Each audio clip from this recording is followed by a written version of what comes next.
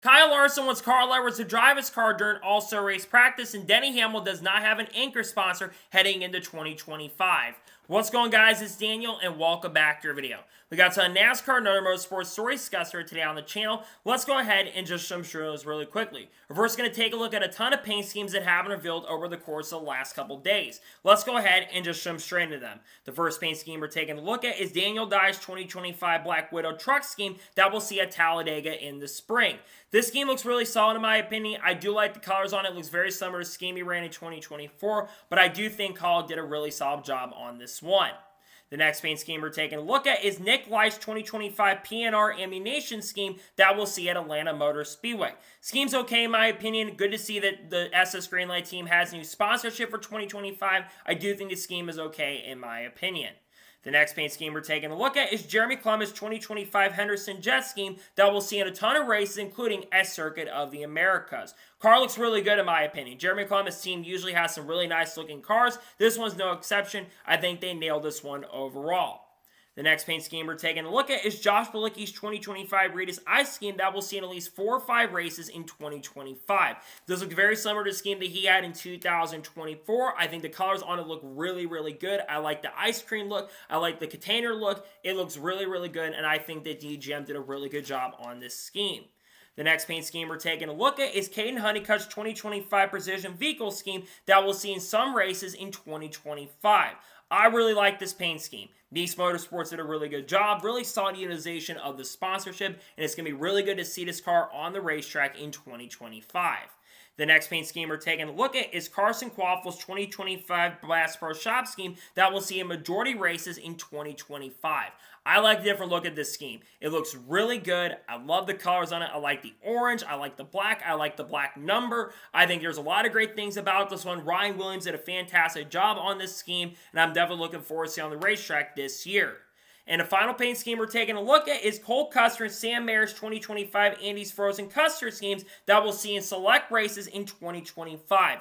Both of them look really good. The number definitely looks a little weird with the new number font they've got for the year, but I think that it looks very similar to one they had at Stewart Haas Racing last year, and I think both these schemes look really, really good, very, very solid, and I'm definitely looking forward to see these schemes out on the racetrack in 2025. And now we're going to go ahead and jump on to the next story of today's episode as we're talking about the Michigan Truck Series race, as they have a title sponsor for the event.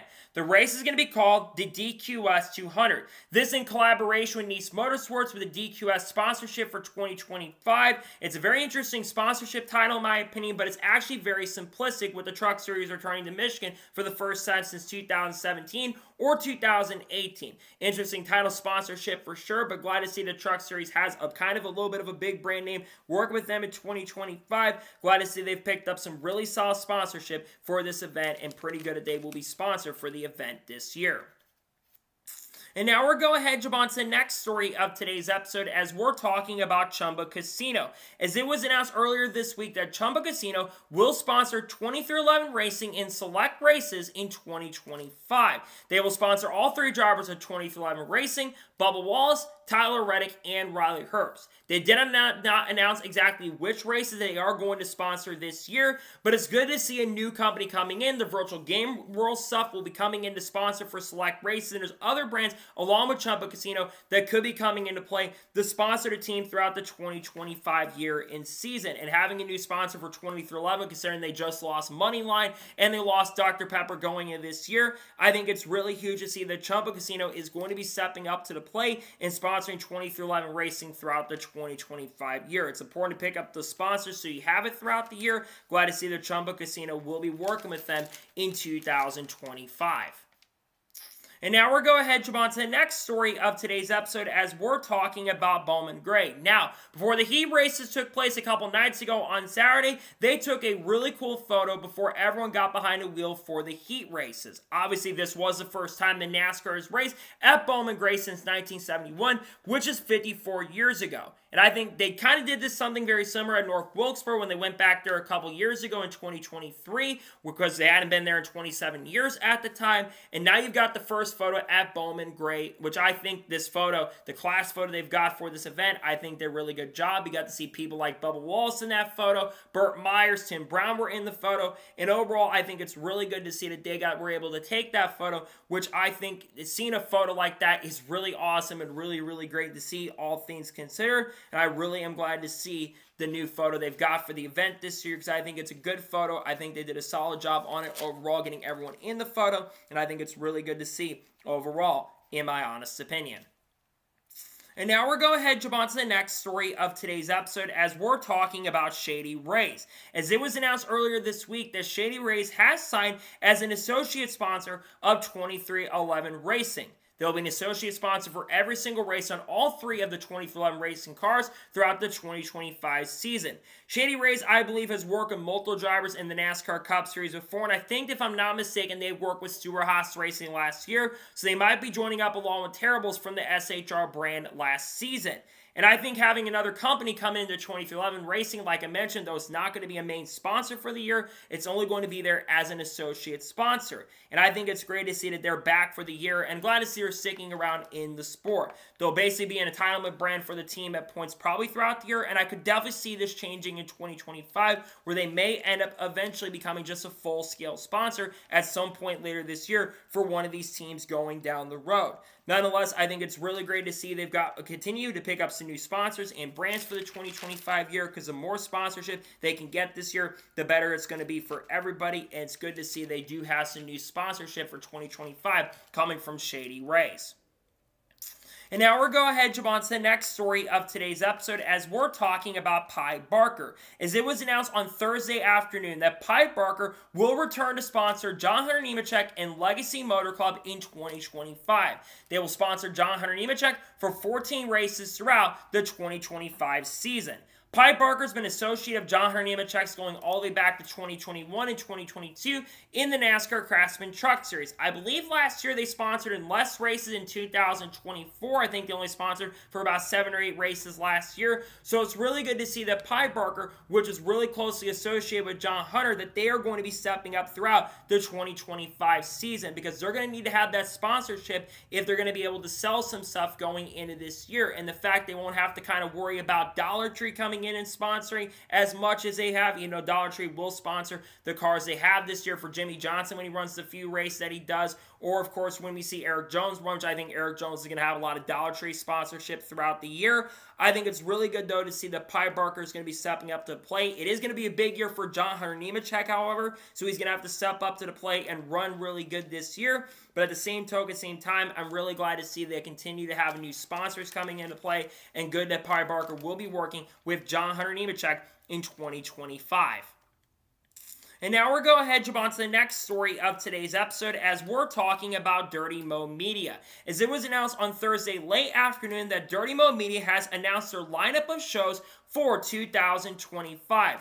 Once again, many of the shows that were there last year in 2024, the Door Bumper Clear Podcast, so they've had changes over there with Carson Elledge and Tommy Baldwin replacing TJ Majors and Brett Griffin over there at the show, but Freddie Kraft is back. You've got the Teardown with Jeff Gluck and Jordan Bianchi. You've got the Dale Jr. Dallin, and you've got TJ Majors going over there to be a co-host this year, so TJ's not leaving the program. And you've got some new shows that are going to be coming into play on Dirty Mo Media this year, including a new show called Bless Your Heart, which would be a show around Amy Earnhardt and Dale Jr. So I think it's good that they've got a new show coming on Dirty Mo Media, and I believe also Carson Elledge and Caitlin Waltrip are also going to have a show there as well. So Carson's getting a lot more airtime on Dirty Mo Media going forward, and Amy Earnhardt is finally getting her first show after she's been kind of like on the Dirty Mo Media brand for a long time, especially as a guest sometimes for the show. I think it's really important they're bringing her in for 2025, and I'm glad to see they've got them coming in, right? I'm glad that Dirty Mo Media continues to grow their branding,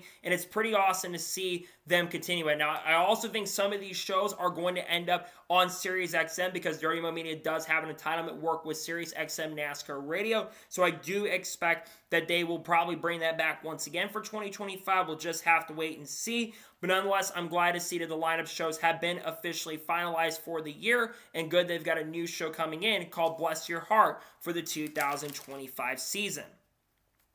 And now we're going ahead and jump on to the next story of today's episode as we're talking about National Debt Relief. As it was announced a couple days ago on Thursday morning that National Debt Relief will sponsor Denny Hamlin in 2025 for 4 races, including the Daytona 500. I think they're also going to sponsor Denny Hamlin at Chicago later this year. I think I saw Dover was one of the races that they're going to sponsor him. And there's another race in the middle of the season that Denny Hamlin will have. We're going to talk about Denny Hamlin's sponsorship issues near the end of this episode, but it's really good that Denny Hamlin has picked up some new branding for 2025. We already know that FedEx and Mavis Tire will not be back with Denny Hamlin for the 2025 season. Kings Hawaiian, of course, will sponsor Denny for 4 races as well later this year, including at Atlanta Motor Speedway, I believe. So having a company like National Debt Relief, which sounds like that's how much depth they're going to need to kind of get the sponsorship set up for the team, I think it's good that National Debt Relief is stepping up and they're working with Denny Hamlin in 2025 and sponsoring for a couple races because Denny Hamlin could be in a contract year this year. We're not entirely sure about that at this point, but he is going to need the sponsorship and funding if he is going to basically stick around with Joe Gibbs Racing. We're going to talk about the hauler issues here very, very soon, but I think it's also, like I said, really good to see that they're stepping up and they're going to come in to sponsor Denny Hamlin this season for a couple races. I don't think they're going to be working with any of the other drivers at Joe Gibbs Racing, that being Ty Gibbs, Chase Briscoe, or Christopher Bell, but I think it's very important to see that he's at least getting a new sponsor for this season because I think getting a new sponsorship is very important for the team to be in a really solid and good position, in my honest opinion. And now we're going ahead and jump on to the next story of today's episode as we're talking about Preston Pardus. As it was officially announced on Friday early afternoon that Preston Pardus will be returning to the NASCAR Xfinity Series in 2025. He will drive the number 50 car for Pardus Racing in select races in the 2025 season.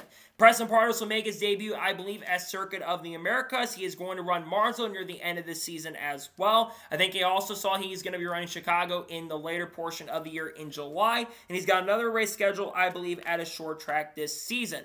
Preston Pardus, in my opinion, is one of the most underrated but one of the most underrated road course drivers on the track. And I think that Preston Pardus is going to surprise in a lot of people, and I think he is going to be super fast and very, very competitive in the 2025 season with the Pardus Racing Group, though he is going to have a lot of competition near the back of the field. And the other most important thing for Preston Pardus is he's going to have to qualify his rate into these races. But when it comes to the road course races, I think he has a really good chance and opportunity if the cars can really hold themselves under throughout the year. I could definitely see Preston Pardus having a chance to score some top 10s or top 15s in these races this year. But he is going to have a lot of competition to deal with in 2025.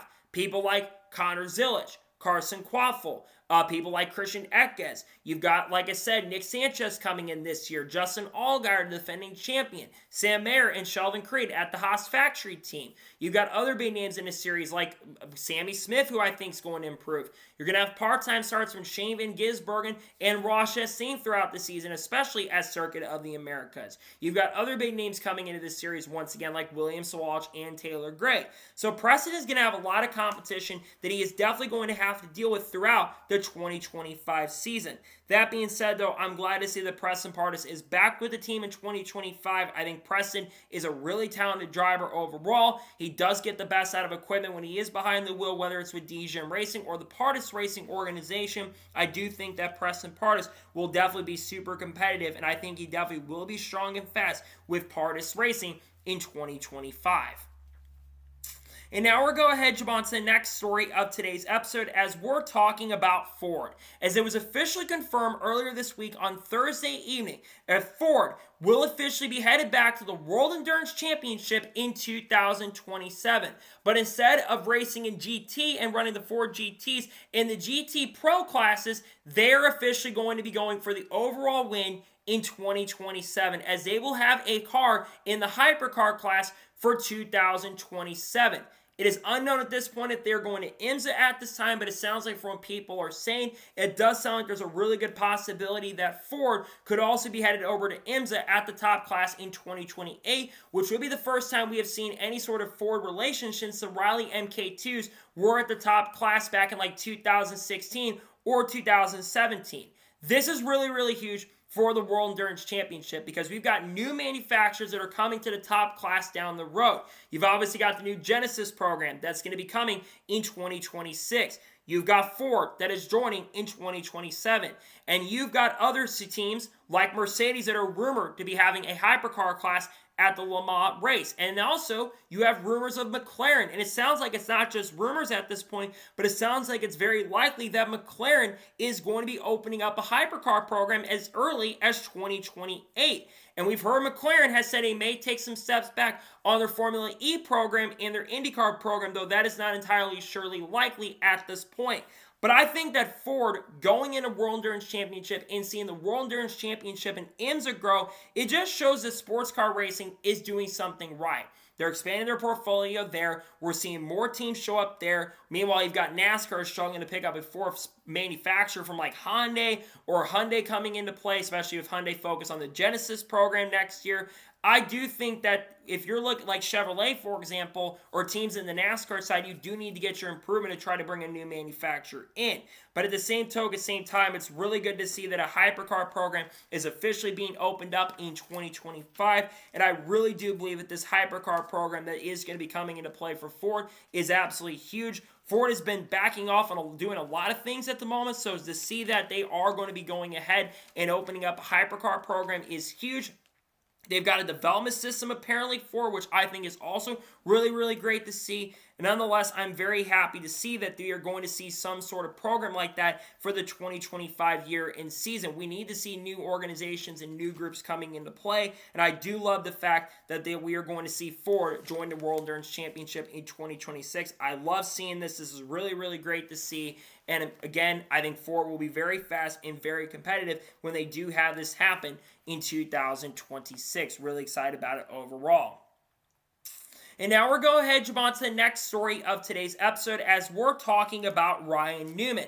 As it was announced earlier this week on Thursday and reported by Taylor Kitchen from TobyChristie.com or other groups that she's working with, that Ryan Newman will be competing in the Wheel and Modified Tour on a part-time basis in 2025. He'll race in New Smyrna, I believe, this upcoming weekend on February the 8th, and will run select races also in the Smart Modified Tour in 2025 as well. Ryan Newman did, of course, a couple years ago compete in the NASCAR Cup Series for Rick Were Racing in 2023, but really over the course of the last couple of years since retired from full-time racing in 2021, Ryan Newman's been focused a lot more on modified racing and been doing some other stuff as well.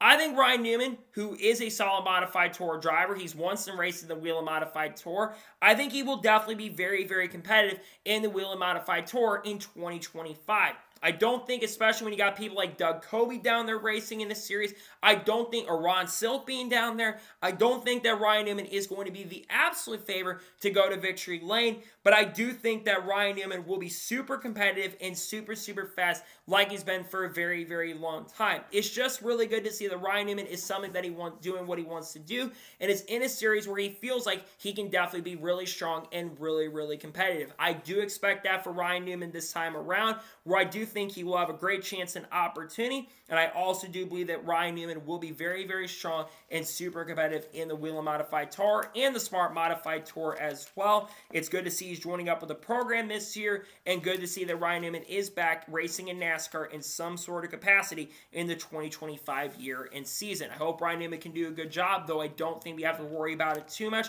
I think Ryan Newman definitely will be super competitive in the Smart and Wheel and Modified Tours in 2025. And now we're going to jump on to the next story of today's episode as we're talking about Junior Motorsports. As Junior Motorsports posted on Thursday, they have the hauler loaded up for the 2025 Daytona 500. When you take a look at this hauler, you can see a lot of the sponsors they are going to have for this year's Daytona 500. Remember, Junior Motorsports will be attempting to qualify for the 2025 Daytona 500. The number they're going to use is number 40. Justin Allgaier is going to be the driver, and they are going to have Chris Stapleton as a co-owner of the car, as Junior Motorsports also will get engines from Hendrick Motorsports. So they're going to have good engines going to this year's Daytona 500. Junior Motorsports, when it was announced that they were finally going to be entering the NASCAR Cup Series for the first time, there was definitely a lot of hype and a lot of praise around it because Junior Motorsports been talking for so long about the potential possibility of running in the NASCAR Cup Series and maybe down the road running the Daytona 500, but now it's finally going to be happening in 2 weeks from now. And I think that Junior Motorsports, they have a really good chance and opportunity to not only lock their way in from the duels, but I think especially with the speed that they're probably going to have, I think it's very likely they are the fastest open car going into this year's Daytona 500. Because one, they've got Hendrick engines, and Hendrick engines have won the pole for the Daytona 500 in 6 or 7 of the last 8 Daytona 500s, with last year being the first time a Hendrick car has not won the pole for the 500 since, I believe, in 2014, when Austin Dillon won the pole that year when the 3 car made its return in 2014. I think that they have a really good chance to get in the final round of qualifying, and I could see Justin Allgaier maybe having a shot to win the pole for the Daytona 500. I know some people would like to see some other people get the chance and opportunity, like a Mark Truex Jr. get behind Will, but Truex, of course, is going to be driving for Tricon Garage. I think it's really awesome, though, that Junior Motorsports is going to be entering this year's Daytona 500. Again, I think the hauler for the car absolutely looks really strong and really, really good. And I think that it's cool to see that they're going to be looking to make the 500. They're going to have a lot of competition for people like Elio Castroneves, who's already guaranteed a spot no matter what for this year's Daytona 500. You've obviously got some other big names like Jimmy Johnson, Mark Truex Jr., Chandler Smith. You've obviously got some other people that could be entering like Corey LaJoie as well, who we're going to talk about here in just a short little bit. I do think that Junior Motorsports has a chance and opportunity to definitely lock their way in this year's Daytona 500. And again, I think they did a really awesome job. The hauler looks really strong, looks really, really good. And I do definitely think the hauler that Junior Motorsports had for this year's Daytona 500 does look really good, in my honest opinion. And now we're going ahead and jump on to the next story of today's episode as we're talking about Denny Hamlin. Now, we've got a couple stories surrounding Denny Hamlin we're going to talk about today. But the first one surrounds Denny Hamlin working with Chris Gale for the first time in 2025. Bob Pockrass, of course, during media days that took place about a day or so ago, or a couple days ago, I should say, Denny Hamlin basically had the opportunity to speak on Chris Gale, and we obviously know there was a crew chief change this year as Chris Gabehart has moved up as a competition director at Joe Gibbs Racing going into 2025. That means that Chris Gale was going to be coming in to be the crew chief for Denny Hamlin in the 2025 season, and there's been some questions surrounding how has Denny Hamlin and Chris Gale been working together. Well, Denny Hamlin did praise Chris Gale when he spoke about him. He says that Chris Gale is adapting how the 11 team has worked for a very, very long time. And Chris Gale also seems like someone that is going to push Denny Hamlin in a really, really big way. We saw it during the heat races earlier in yesterday, and we don't know how it's going to be during the main event. By the time we're watching this, the main event will be over. But Denny Hamlin looked really, really fast in the main event. They struggled in the practice session, working together for the first time, but I think that they've been adapting very, very quickly. And I think Denny Hamlin and Chris Gale really have a good opportunity here to perform on a really, really strong note. Denny Hamlin going into this year is going to have a lot of pressure. One, Denny Hamlin is going to be the oldest full-time NASCAR Cup Series driver in 2025, with Kevin Harvick, Mark Truex Jr. officially gone. And Denny Hamlin is someone usually around the time you get to around the age of Denny Hamlin is, which is around 45 years old, you start declining in performance. Jeff Gordon kind of had that happen to him around his mid-40s, though he still won in his final year. But Jimmy Johnson started falling off quite a bit at the end of his career. Kevin Harvick, while he didn't really fall off fully, he didn't have the same performance he had when he was a couple years younger, though I think a lot of that's SHR more than anything else.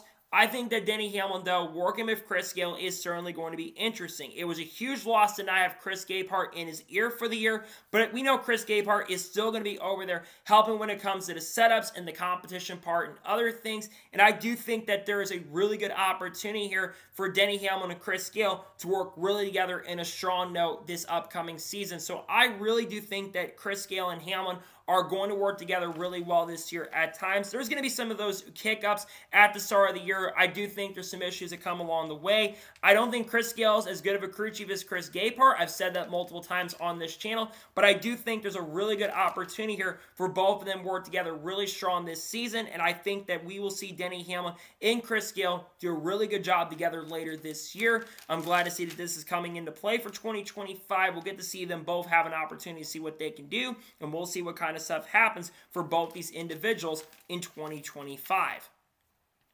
And now we're going ahead and jump on to the next story of today's episode as we're talking about Corey LaJoie.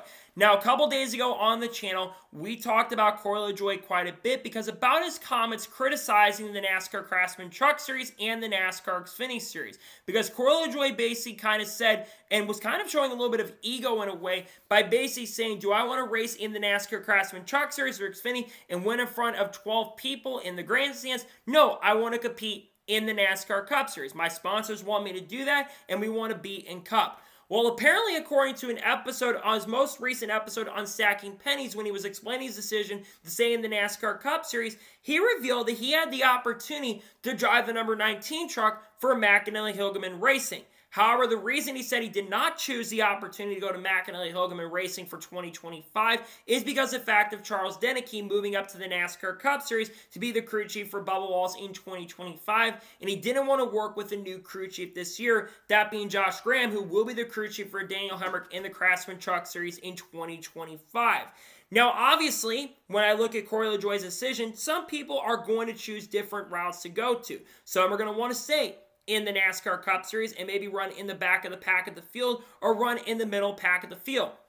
And then you have other drivers like John Hunter Nemechek and Daniel Hemrick are taking chance on themselves a little bit, and instead of staying in the NASCAR Cup Series, they may not get as many eyes and made as many sponsors working with them, but they're taking the chance and opportunity to be in race-winning equipment. Corey LaJoie has never been in top-level equipment.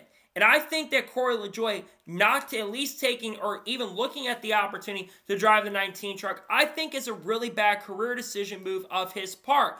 Because I get it, look, he wants to be a NASCAR Cup Series driver, and there's nothing wrong with that. Corey LaJoie is one of the rare drivers that focuses just on Cup or nothing. And I can understand that in a sense. You want to just focus on being a Cup Series driver. Nothing wrong with that completely. However, if I want to advance my career and potentially be a really good driver in the sport, I probably would have taken the opportunity and the chance to go to a really good team like the McAnally-Hilgemann organization. Now, one thing that could have been brought into play was the fact of his TV deal with Amazon, and I think that probably had some impact on his decision. And I do think the sponsor side of things, that being Schuler Systems and Celsius, I don't know if they would have wanted to work with Corey LaJoie in the NASCAR Craftsman Truck Series. Plus, I think Daniel Hemrick is a little bit cheaper. But one thing is that I don't think the 19 truck really had any sponsor problems. Napa Auto Parts has been with the McAnally-Hilgemann organization for 35 years or 36 years at this point since the late 1980s. So I would have definitely taken the chance and opportunity if I had the opportunity to go work with a team like McAnally-Hilgemann Racing.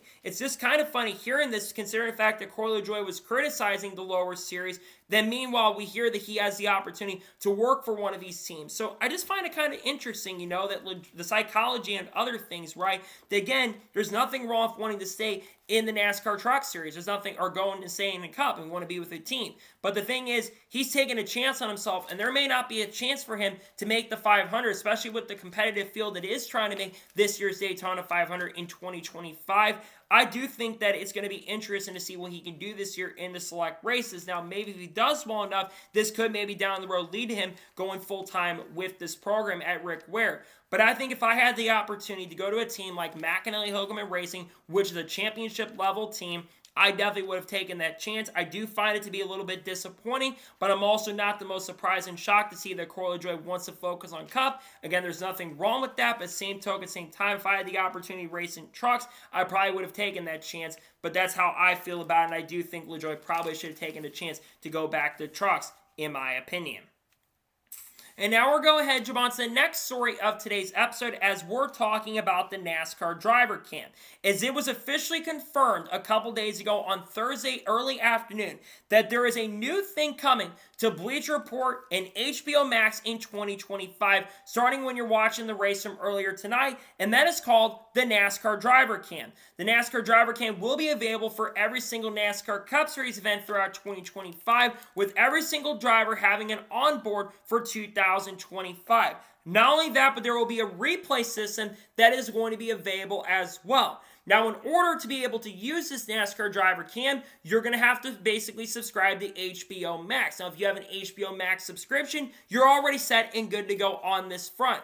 But I really love to see this for a couple reasons. Number one, I think that, well, yes, it may cost a little bit of money if you don't have the subscription for HBO Max to have this. You're going to be able to view the onboards and be able to go back and play. And I think that's huge for another big reason is because of storylines. This will definitely be able to create a lot of storylines because we may be able to see some of the incidents that take place on the track or some incidents that TV might end up missing. Because one thing, especially with Fox Sports, that I've seen them have issues with, especially this weekend, is the fact they've missed incidents on the racetrack. Going back to the Kyle Busch stuff that happened between him and Justin Haley, if we had HBO Max available, which they weren't available for the heats, unfortunately, but we are going to be able to see a lot of incidents on the track, and we'll be able to get a bigger storyline and a bigger gauge on the incidents that take place. Again, that will be able to create the storylines that we're really, really looking for, and it will make Mondays and Tuesdays, especially when it comes to us that do cover the sport, certainly interesting.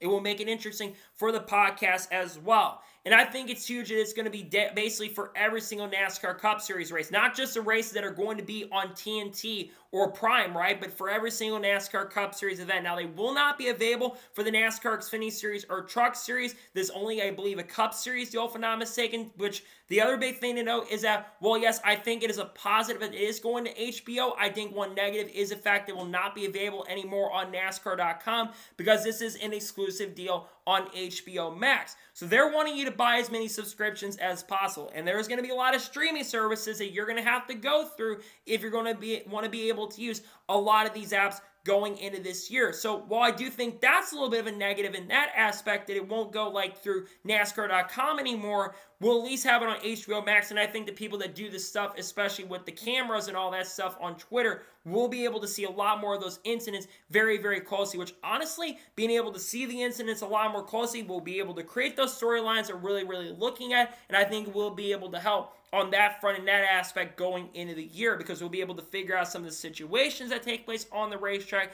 And overall, I think this is a really positive and a really great change for the sport, and it's pretty awesome to see that a NASCAR Driver Cam will be coming into play for the 2025 year and season. Overall, this is really exciting nonetheless, and pretty awesome stuff to see that a NASCAR Driver Cam will, like I said, be coming into play for the year and season. I think it's a really great change that they're doing, in my honest opinion. And now we're going ahead, jump on to the first of two major stories in today's episode, as we're talking about Denny Hamlin. Now, as many of you have probably noticed from the holler that basically came from Joe Gibbs Racing and Denny Hamlin, you have noticed that Denny Hamlin does not have a major sponsor currently at the moment for 2025. Denny Hamlin this past offseason lost two major sponsors going into the 2025 season, one of those being FedEx, that has been with Joe Gibbs Racing since around 2004 or 2005 when they started sponsoring drivers like Jason Leffler and Terry Labonte during that year in 2005. They stuck around with Denny Hamlin, and they've been a sponsor for Joe Gibbs Racing for a long time, for about 20 years. But unfortunately, at the end of last year, FedEx decided to back off all their sponsorship after starting to back away on a year-by-year basis. They had sponsored Denny Hamlin for 14 races in 2024, but they have completely backed away their sponsorship for 2025, and they're no longer with Joe Gibbs Racing. The other one is Mavis Tire. Mavis Tire for the last couple years has been a pretty big anchor sponsor for Denny Hamlin. They were the sponsor for Denny Hamlin at a ton of races last year in 2024. I think around 10 or 11 races last year altogether. And in 2023, I think they nearly sponsored half the races for Denny Hamlin. But Denny Hamlin does not have an anchor sponsor currently at the moment for 2025. Now, granted, he does have two new sponsors that have joined recently. King's Hawaiian, which will sponsor Denny Hamlin for 4 races this year. Sports Clips, which I think is only going to sponsor Denny for 3 or 4 races this year. And, of course, the new sponsorship of National Depot League, which is going to sponsor Denny Hamlin for 4 races this year. Unlike having a big anchor sponsor for Denny Hamlin, they are piecing sponsorship together on a race-by-race basis. Now, earlier this week, Denny Hamlin spoke to the media before all cars got on track for the heat races, and he spoke on the sponsorship issues. And Bob Pockers asked a question about not having an anchor sponsor on the car for the 2025 season. Denny Hamlin continued on by saying that it's really difficult and it's tough to find sponsorship out there, right? We're still looking for that big sponsor, but we'll probably be able to find something. I'm not too concerned about the sponsorship issues at the team. We don't know how long Denny Hamlin's contract currently is at Joe Gibbs Racing at the moment. I do think Denny Hamlin may have a contract through 2026 at Joe Gibbs Racing, as Bob Parker revealed on the most recent Happy Harvick podcast a couple days ago on Tuesday or Wednesday or Thursday, I should say. And we know that Bob kind of revealed that, along with Kyle Busch also being a free agent at the end of this year as well. But Denny Hamlin being in a contract year, and contracts can definitely be easily broken. I think the situation is kind of similar a little bit to what happened with Kyle Busch. Kyle Busch actually technically had a contract with Joe Gibbs Racing through 2023. However, at the end of 2021, it was announced that M&M's and the Mars family would not be returning to Joe Gibbs Racing in 2022. And for months on end, they were trying to find sponsorship for Kyle Busch. They were close to finding an anchor sponsor of Oracle, but they were not able to find that major sponsorship of Oracle, as Oracle went to focus on working with Red Bull Racing. And I think that really, unfortunately, was the biggest reason why Kyle Busch did not stick around with Joe Gibbs Racing, and instead, he ended up at Richard Childress Racing. Now, while I don't think we're fully in that situation yet for Denny Hamlin, and I think Denny Hamlin is a little more competitive right now than when Kyle Busch was in 2021 or 2022, Denny Hamlin, like I already mentioned earlier in this episode, he is the oldest full-time NASCAR Cup Series driver going into the year. And not having a big sponsorship or brand, especially since Denny Hamlin is going to be asking for a larger salary than a guy like Chase Briscoe, who's being sponsored by Bassler Shops for every single race this year, along with Black Rifle Coffee for a couple races as well. I think that is something that is definitely a little bit concerning. Again, Denny Hamlin, while I don't think he is in a contract year currently at the moment for 2025, if Denny Hamlin really struggles this year, I could see Denny Hamlin all of a sudden hanging up the helmet and retiring at the end of the year. I don't want to see Denny Hamlin do that because I think Denny Hamlin is a solid driver, but I think it's clear at this point, especially with the sponsorship issues going into play, that Denny Hamlin's getting closer to the end of his NASCAR Cup career. And if Joe Gibbs Racing is not able to find a big-time sponsor, I wouldn't be surprised if they go their separate directions down the road. Now, obviously, Denny Hamlin does have a backup plan, right? I don't think Denny Hamlin is going to be out of the sport completely because he's obviously got ownership in 23XI Racing. And Denny Hamlin could just easily, if he wanted to, he could go over to Joe Gibbs Racing, not Joe Gibbs Racing, but 23XI Racing could just race there on a full-time basis. But it would probably be in a fourth car that is unchartered because you can only have 3 chartered cars. And currently at the moment, all 3 drivers at 23XI Racing of Riley Herbst, Bubba Wallace, and Tyler Reddick, they're all basically through contracts for 2026, and Denny Hamlin could retire at any given point before that, but I could see Denny Hamlin also running part-time for his own organization going into the next couple of years. I think if they are not able to find a big-time sponsor and they just have to piece it together like Kyle Busch is doing at RCR, I could see that being trouble for Denny Hamlin. And Denny Hamlin's got a lot of priorities currently at the moment that he's focused on. He's in the middle of a lawsuit with NASCAR that's going to go throughout 2025, so he's going to have a lot of distractions on that front. He's also got a child on the way. And then he's also, of course, got other things going on, like business ventures and a podcast he's doing. So Denny Hamlin has a lot of focuses right now that just don't revolve around racing on a track. And I think that is going to be something that's going to weigh on Denny Hamlin as we get throughout the year. Well, I don't think we're at that point and we're still early enough in the season. We're in the first week of February where there still is time to find that big sponsorship for Denny Hamlin. I do think, again, it is certainly very, very concerning to see that there are issues with it, in my opinion, that he's not able to find that big sponsor that he's really, really looking for. And I do think that will play a major factor and role in how long Denny Hamlin stays at JGR. We'll see what happens long term. He could have his future, could be uncertain at JGR because they don't have a big sponsor currently at the moment for him at Joe Gibbs Racing. And now we're going to jump on to the final major story of today's episode as we're talking about Carl Edwards. Now, we all know later this week, Carl Edwards will be getting inducted into the NASCAR Hall of Fame along with Ricky Rudd as well in the modern day ballot. And basically, this week, Kyle Larson was asked by Bob Parker during media days for Fox. Kyle Larson was asked a question around Carl Edwards being inducted into the NASCAR Hall of Fame. Well, Kyle Larson had something very interesting to say. Kyle Larson says he has talked to Jeff Gordon and Rick Hendrick over, and he wants to see Kyle Larson drive his car during All-Star race practice. Now, how could Carl Edwards be potentially available to run the car during All-Star race practice? Well, remember, Kyle Larson, just like last year in 2024, he is going to be attempting to qualify for the 2025 Indianapolis 500 with Arrow McLaren. Last year, Kyle Larson was super impressive and was able to qualify inside the top 6 and started in 5th position. Didn't have the best Indianapolis 500, but he showed a lot of promise and a lot of speed, and I think he has a really good opportunity, depending on the weather. He will have an opportunity to go out and win. But they're going to need a driver because Kyle Larson will be flying back from there. He will need someone to be there while Kyle Larson is practicing for the Indianapolis 500. Last year, Kevin Harvick was that person to get behind the wheel of the car, and Kevin Harvick actually had some really decent pace and really strong speed behind the wheel of that car. I remember years ago, back in like the 2010s and early 2010s, there were wild rumors going around about Carl Edwards running for Hendrick Motorsports back in early 2010s when he was having issues at Roush, and there were some contract rumors going around about Carl Edwards' future at Roush Fenway Racing at the time when it was still RFR. I think that really, because eventually he left in 2014 to go to Joe Gibbs Racing in the 2015 year. And Hendrick was one of those teams that was rumored for him to go there in the early 2010s.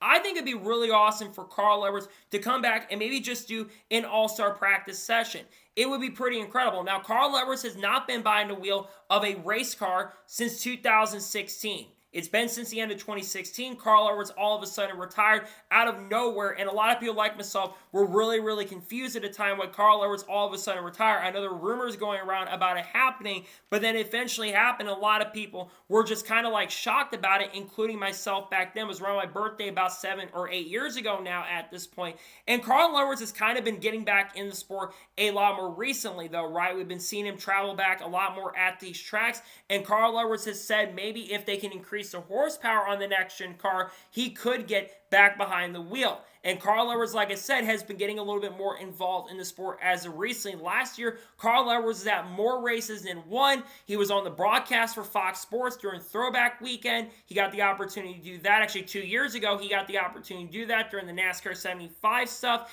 and he kind of expressed interest then. And Denny Hamlin has also offered him an opportunity to run for 2311 Racing if he wants to do it. Now, again, Carl said that he would hope for the horsepower to increase, which NASCAR doesn't seem like they really want to increase the horsepower at this point, which to me is a really big shame because I think that's one thing that's hurt Carl Edwards' opportunity to come back to the sport. If it's just for the All-Star Race practice and wants to come back and do a practice session, honestly, I have no issue with that. I think that seeing Carl Edwards potentially come back and get back behind the wheel of a race car, I think that is definitely huge. And I think we all would love to see that as Carl Edwards fans. If he decides not to do it and doesn't get behind the wheel of the car during All-Star Race practice, I don't see an issue with that either. Look, if Carl Edwards feels like he doesn't want to get back behind the wheel of a race car, there's nothing wrong with that. Carl Edwards is a NASCAR Hall of Famer now. He won 28 NASCAR Cup races, came close to winning multiple NASCAR Cup championships, won races in all 3 series in the Cup, the Xfinity Series, and the Truck Series, won an Xfinity Series championship in 2007, nearly 20 years ago at this point, and he's been able to accomplish a lot of things in and out of the sport. But I think if he got the opportunity to get behind the wheel of a next-gen car and able to just do a practice session and qualify the car, because they were going to do qualifying very similar to what they did in 2024 where they had the pit stop practice and all that stuff, I would honestly be really happy about it. Now, this is hypothetical at this point of it happening, but I would love to see this where Carl got the chance and opportunity to drive a Hendrick Motorsports car. I think it'd be really cool for that to happen. I think Hendrick should try to figure out a way to make it happen. And again, we know Carl's getting inducted. Most of the NASCAR drivers are going to be at the Hall of Fame ceremony. So I think that Hendrick trying to court Carl Edwards over to do that, I think would honestly be really, really cool and pretty freaking awesome to see. Now, if something like this is going to happen, I think the chances are definitely 50-50 at this point, probably even 33-67 at this point, but you never can rule anything out. We never thought Junior Motorsports was going to have a car in this year's Daytona 500, but here we are. We never thought a couple years ago that Elio Castroneves was finally going to get the opportunity to run the Daytona 500. But here we are. We have seen a lot of things possible. Even Kurt Busch has been someone who could come back to NASCAR down the road too, by the way, and maybe make some starts because Kurt Busch has been medically cleared to get back in the sport. we've seen a lot of things happen, and nothing's out of the realm of possibility anymore in the sport. So I think that there is definitely a chance and possibility that we could, maybe down the road, see Carl Edwards get the chance and opportunity to just do a practice session. I think that'd be really fun to happen. Now, again, it will all come down to what Carl Edwards wants to do himself, and if Carl doesn't want to come back, that's completely fine and understandable, but I really want to see this happen where Carl Edwards gets a chance and opportunity to just do a practice session. Just at Hendrick car, would be cool to see what he can do, see if he can keep up the pace. I think it'd be really cool if it happens, and we'll see maybe if Carl Edwards decides to go ahead and maybe drive a Hendrick car in All-Star practice down the road. So, that is going to today's Law NASCAR News and Motorsports News episode. I want to thank you guys for watching. Please subscribe to the channel, notifications on, so if I win a video, it does go live on my channel.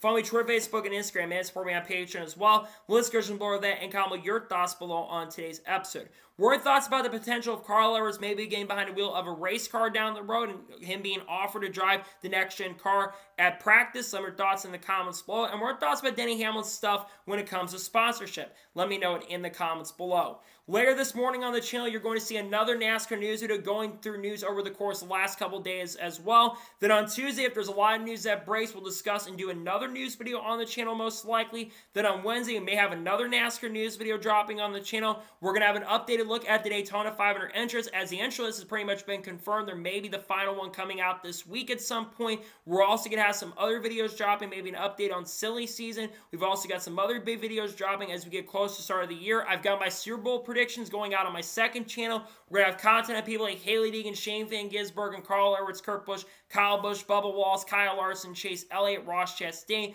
Carson Quaffle, Sam Mayer, Sheldon Creed, Eric Almirola, Chandler Smith, Cletus McFarland, Frankie Muniz, Matt DiBenedetto, Tony Breininger. All that good stuff will be dropping on the channel as we get closer to the start of the year and season. So anyways, like I said, I want to thank you guys for watching today's episode, and I'll see you guys next time for more great, awesome NASCAR content and other motorsports content on the channel like this. Take care, everybody.